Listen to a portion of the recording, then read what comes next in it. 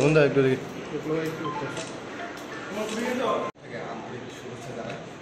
আপনারা জানেন ইতিমধ্যে আমাদের রাজ্যের শিক্ষার যে কি অবস্থা, বেহাল অবস্থা পূর্বতন শিক্ষামন্ত্রী করে গেছেন এবং বর্তমানে কি বেহাল অবস্থা আপনারা সবাই জানেন।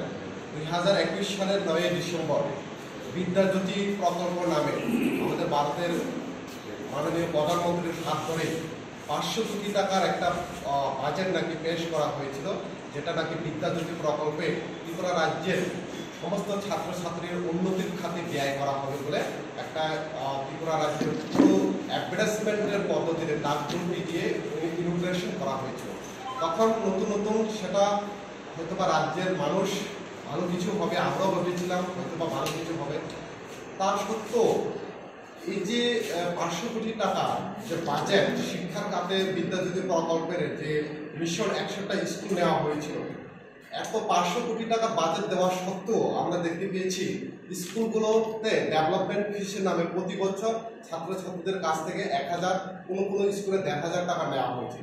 আর স্কুলের পোশাক, বই বাবদ ওইটা প্রয়োজনীয় সামগ্রী ছাত্রছাত্রীদের তার জন্য যে অর্থ সেটা ছাত্রছাত্রীদেরকেই বহন করতে হয়েছিল, যেটা পুরোপুরিভাবে আমাদের যে মূল দাবি সবার জন্য শিক্ষা, সবার জন্য কাজ এবং আমাদের সংবিধানের যে অধিকার, শিক্ষার অধিকার সবার জন্য ফ্রি অফ এডুকেশনের যে ডিমান্ড আমরা এসএফআই টিএসইউ প্রথম থেকে করে আসছিলাম, এটার বিরুদ্ধে গিয়ে এই সরকারের এই সিদ্ধান্ত। তো প্রথম থেকে আমরা বিদ্যাজ্যোতি প্রকল্পের বিরোধী করে আসছিলাম এবং কেন করে আসছিলাম, আজকে রেজাল্ট দেওয়ার পর আমরা আমাদের রাজ্যের বাসীও হয়তোবা এসএফআই টিএসইউ কেন এর বিরোধিতা করেছিল তার আজকে হয়তোবা তারাও বুঝতে পেরেছেন। আপনারা দেখতে পাচ্ছেন এক ক্যাটাগরির স্কুলগুলো তো যে স্কুলগুলো বিগত বামপন্থী সরকারের আমলে অলরেডি ইনস্ট্রাকচার থেকে শুরু করে ডেভেলপমেন্টের দিক থেকে সব দিক দিয়ে উন্নতি করা হয়েছে, সে উন্নত স্কুলগুলোকেই সে 500 কোটি টাকা বাজেটের নাম দিয়ে বিদ্যাজ্যোতির প্রকল্পের আওতায় নেওয়া হয়েছে। আমি যদি এক্সাম্পল বলি,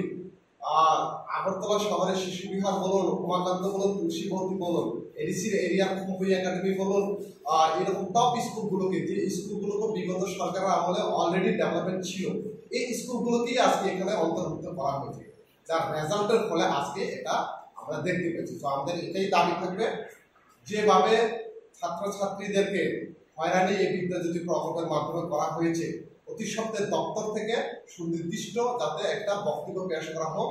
আমরা ওইখানে গিয়েছিলাম দপ্তর ডিপার্টমেন্টের কাছ থেকে, এখন অব্দি তাদের তরফ থেকে আমরা কোনো ধরনের একটা সাংবাদিক সম্মেলন করে বা অফিসিয়াল কোনো স্টেটমেন্ট এখন অব্দি পাইনি। সেটা আমাদের রাজ্যের জন্য এবং আমাদের জন্য অত্যন্ত দুর্ভাগ্যের বিষয়। তো এটাই আমি রাখবো। আরেকটা বিষয় আমি এটা বলবো যে আপনারা জানেন বিদ্যাজ্যোতি কমিটির চেয়ারম্যান থাকেন ডিস্ট্রিক্টের ডিএম। আমরা শুনতে পেয়েছি এই রেজাল্ট খারাপ হওয়ার ফলে নাকি ওয়েস্টের ডিএম বিভিন্ন স্কুলের প্রিন্সিপালগুলোকে অনেক রকম অভিভাবকদের দ্বারা পিটিয়ে দেওয়া, হুমকি, কেন এরকম স্কুল রেজাল্ট খারাপ হয়েছে, অনেক কিছু কথা ওনারা বলছেন। যদি এরকম হয়ে থাকে আমাদের সংগঠনের তরফ থেকে এটার আমরা তীব্র নিন্দা এবং বিরোধিতা জানাই।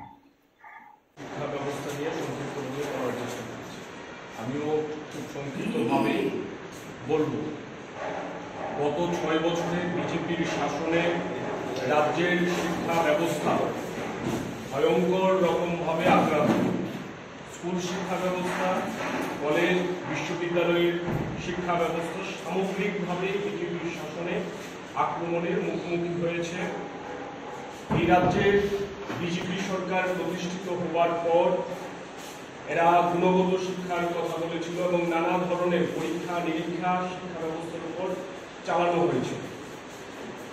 কিন্তু আজকে আমরা দেখছি রাজ্যের স্কুলগুলি শিক্ষক সংকটে ভুগছে।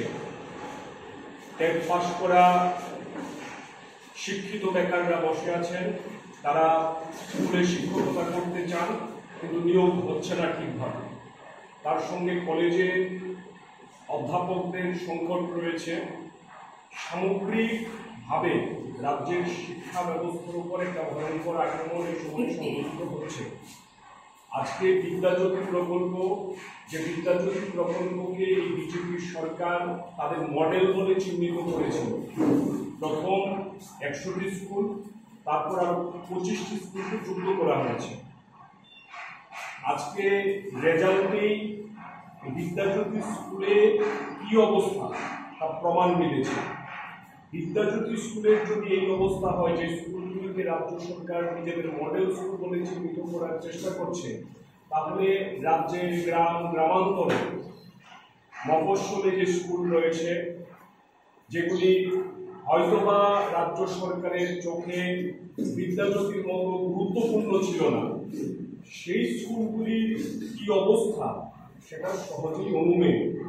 কাজেই রাজ্যের প্রাক্তন শিক্ষামন্ত্রী, প্রাক্তন মুখ্যমন্ত্রী, এদের সময় থেকে শিক্ষাক্ষেত্রেরা বড় ধরনের পরিবর্তনের ঢাকঢোল পেটাচ্ছিল। তারপর শিক্ষামন্ত্রী বদল হয়েছে, এখন মুখ্যমন্ত্রী স্বয়ং শিক্ষামন্ত্রীর দায়িত্ব পালন করছেন, কিন্তু শিক্ষা দপ্তরে কোনো ইতিবাচক পরিবর্তন সাধিত হয়নি। উল্টো শিক্ষা দপ্তর আরো বেশি ঘুমিয়ে গেছে। আমাদের রাজ্যের মুখ্যমন্ত্রীর হাতে কখানা দপ্তর আছে, এগুলি গুণে শেষ করা যাবে না। রাজ্যের সমস্ত গুরুত্বপূর্ণ দপ্তর উনি নিয়ে বসে আছেন, কিন্তু কাজকর্ম কতটা করতে পারছেন তা তো আপনারাই দেখতে পাচ্ছেন। এই অবস্থার মুখে দাঁড়িয়ে আমরা এসএফআই, টিএসইউ, ডিওয়াইএফআই, কিউআইএফ সিদ্ধান্ত নিয়েছি শিক্ষা, স্বাস্থ্য, আইন শৃঙ্খলা সমস্ত দিক দিয়ে আমাদের রাজ্য একেবারে পেছনের সারিতে চলে গেছে। এবং এই কথা যখন মানুষ বলার চেষ্টা করছে, তখন এটাকেও রাজনৈতিকভাবে এরা মোকাবিলা করার চেষ্টা করছে, রাস্তায় নামছে। কাজেই আমরা যারা বামপন্থী ছাত্র যুব সংগঠন করি, শিক্ষার অবস্থা, স্বাস্থ্যের অবস্থা নিয়ে আমরা প্রতি মুহূর্তে সোচ্চার ছিলাম। আগামী দিনেও আমরা রাস্তায় নামার জন্য প্রস্তুতি নিয়েছি। আমাদের ডিওয়াইএফআই এর রাজ্য সম্পাদক আছেন, কিউআইএফ এর রাজ্য সভাপতি আছেন, আমাদের আন্দোলনের পরিকল্পনার সম্পর্কে ওনারা অবগত করবেন। এসএফআই, টিএসইউর তরফ থেকেও আমরা শিক্ষা ব্যবস্থার উপর যে আক্রমণ, তার বিরুদ্ধে লাগাতার আন্দোলন সংগঠিত করার সিদ্ধান্ত নিয়েছি।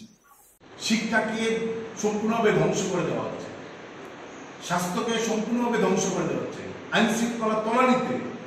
আমাদের বক্তব্য হচ্ছে এই যে মেধাকে বিনষ্ট করে দিয়ে নতুন প্রজন্মকে নেশায় ডুবিয়ে দিয়ে যে ভয়ঙ্কর ষড়যন্ত্র করছে, এর বিরুদ্ধে আমরা চারটি বামপন্থী ছাত্র যুব সংগঠনের সমস্ত অংশে মানুষের কাছে আহ্বান হচ্ছে আমাদের পক্ষ থেকে যে বেরিয়ে আসুন, এগিয়ে আসুন। রাজ্য, সমাজ, আমাদের মেধা, আমাদের মনন, এই সবটাকে ধ্বংস করে দেওয়ার এক গভীর ষড়যন্ত্রে তারা লিপ্ত হয়েছে। এই ষড়যন্ত্রের বিরুদ্ধে আমাদেরকে বেরিয়ে আসতে হবে, লড়াইয়ের এই ষড়যন্ত্রের বিরুদ্ধে আমাদের এগিয়ে আসতে হবে। আমাদের রাজ্যটাকে, আমাদের শিক্ষাটাকে, আমাদের মেধাকে আমাদের বাঁচানোর জন্য এই লড়াই আমরা করছি, লড়াই আপনাদের এগিয়ে আসতে হবে। তার পাশাপাশি আমরা জানতে চাই, এই যে ছাত্র আন্দোলনের নেতারা বললেন শিক্ষার এই হাল, আমাদের নিয়োগ বেকাররা পাচ্ছেন না, সম্পূর্ণ বন্ধ।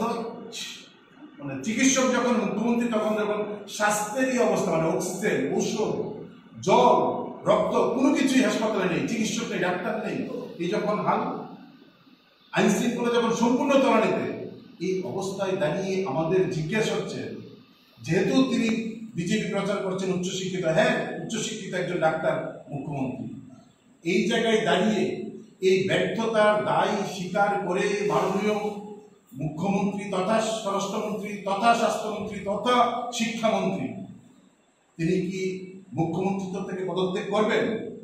আমাদের জিজ্ঞেস হচ্ছে, যদি নাই করেন, তিনি কি দায়িত্ব নিয়ে এই ব্যর্থতাকে আরো বেশি সম্প্রসারিত করে রাজ্যটাকে শেষ করে দেওয়ার জন্য দায়িত্ব নিয়েছেন? মানুষ কিন্তু তার জন্য ওনাকে ভোট দেয়নি। আমরা মনে করি তিনি একজন উচ্চশিক্ষিত মানুষ, এই ব্যর্থতার দায় তিনি স্বীকার করবেন এবং স্বীকার করে নিশ্চয়ই এই দায় স্বীকার করে তিনি দ্রুত মুখ্যমন্ত্রিত্ব থেকে তিনি পদত্যাগ করবেন। আমরা পদত্যাগ দাবি করছি না, কারণ মানুষ ম্যান্ডেট দিয়েছেন, তো উনাকে এই ম্যান্ডেটের প্রশ্নে উনার হিসাব উনি করে যেন মুখ্যমন্ত্রিত্ব থেকে তিনি পদত্যাগ করবেন কিনা তার জন্য রাজ্যের মানুষকে জানাই, এই প্রশ্নটা আমরা রাখছি। টিআইএফ জেনারেল সেক্রেটারি আপনাদের সঙ্গে কেন্দ্রীয় কমিটির পক্ষ থেকে সংগ্রামী অভিনন্দন জানাচ্ছিলাম। প্রথমে আমি একটা জিনিস বলতে চাই কি, বর্তমান যে সরকার সবকা সাথ সবকা বিকাশ এবং সুশাসনের কথা বলে, এবং কিছুদিন আগে সরকারের যে দল বিজেপি দল রাস্তায় বেরিয়েছে, গত পরশু দিন আমরা দেখেছি রাস্তায় বেরিয়ে বলছে কি বিরোধী বামপন্থীরা ওদের অপপ্রচার করছে। তো যা জিনিস ঘটছে আমাদের ত্রিপুরা রাজ্যের প্রান্তে প্রান্তে তার কিছুটা আমি তুলে ধরার জন্য চেষ্টা করছি, তার পাশাপাশি কর্মসংস্থান এবং কিছু ব্যাপারে এখানে বলব। প্রথমত আমাদের ত্রিপুরা উপজাতি গণমুক্তি পরিষদ এবং টিওয়াইএফ এর ট্রাইবেল ইউথ ফেডারেশনের প্রতিনিধিরা কমরেড রাধাচরণ দেববর্মার নেতৃত্বে ছামনু ব্লকে যান, গিয়ে দেখেন এখানে ম্যালেরিয়া আক্রান্ত দুইটা পরিবারের সাথে দেখা করে। প্রথমত একজন মহিলা মারা গেছেন যিনি মধ্যবয়স্ক, তারপর পরই পাশেরই গ্রামে 2 কিলো গ্রাম এরিয়ার নাম 16 বছরের এক যুবক ম্যালেরিয়া রোগে আক্রান্ত হয়ে মারা গেছেন। এবং সেই মারা যাওয়ার ক্ষেত্রে লক্ষিত করা হচ্ছে কি পুরোপুরি সরকারের নিষ্ক্রিয়তা, গাফিলতির কারণে ওই এরিয়াতে সারা যে বসতি আছে এখানে ম্যালেরিয়ার ব্যাপক আক্রমণ। ওইখানে ওষুধের যে মাত্রা এবং সরকারি ডাক্তারের পরিষেবা যা প্রদান করা দরকার একটুকু বর্তমান সরকারের পক্ষ থেকে কিছুই করা হচ্ছে না। আমরা দেখেছি আমাদের রাজ্যের ওই পাশের যে 2 কিলো গ্রামের পরেই 3 কিলো এরিয়া একটা শুরু হয়। ওই এরিয়াতে কর্ণ বাসু ত্রিপুরা 26 বছর বয়সী এক পরিযায়ী শ্রমিক ব্যাঙ্গালোরে মানে বিদ্যুতের আঘাতে প্রাণ হারায় এবং সরকারের এই খবর পাওয়ার পরও কোনো হেলদোল নেই, কোনো অবস্থান ওরা নিতে পারেনি সরকারিগতভাবে। আমরা দেখেছি রাজ্যের বহু পরিযায়ী শ্রমিক বাইরে গিয়ে কাজ করতে যায় এবং কবিন মন্দিরে ফিরে আসে, সরকার এর পক্ষ থেকে কোনো সাহায্যটুকু করে না। তিপ্রামথা দল যে দলটি তিপ্রাসাদের কথা বলে সবসময়, তিপ্রাসাদের উন্নতির কথা বলে, যখন তিপ্রাসাদ আক্রান্ত হয় তাদের পক্ষে দাঁড়াতে আমরা দেখি না।